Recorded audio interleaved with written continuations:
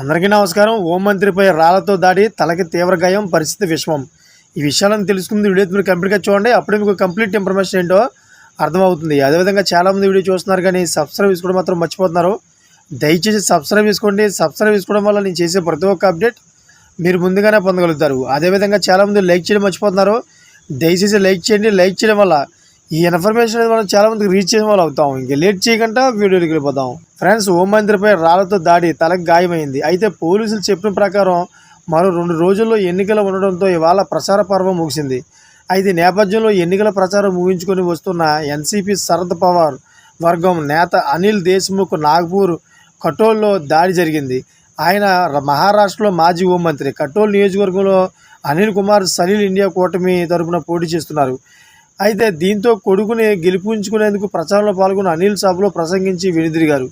మార్గం మధ్యలో కొందరు గుర్తు తెలియని దుండగులు ఆయన కారుపై రాళ్లు రువ్వారు. ఈ దాడిలో అనిల్ దేశ్ముఖ్ కారు అద్దాలు పూర్తిగా ధ్వంసం అవడమే కాక ఆయనకు తలకు తీవ్ర గాయమైంది. అనంతరం ఆయనను స్థానిక ఆసుపత్రికి తరలించి చికిత్స అందిస్తున్నారు.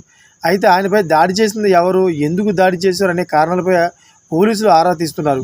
కాగా అనిల్ దేశ్ముఖ్ ప్రస్తుతం కటోల్ నియోజకవర్గం నుంచి ఎమ్మెల్యేగా ఉన్నారు. ఆయన సొంత నియోజకవర్గంలోనే ఆయనపై దాడి జరగడం చర్చనీయాంశంగా మారింది.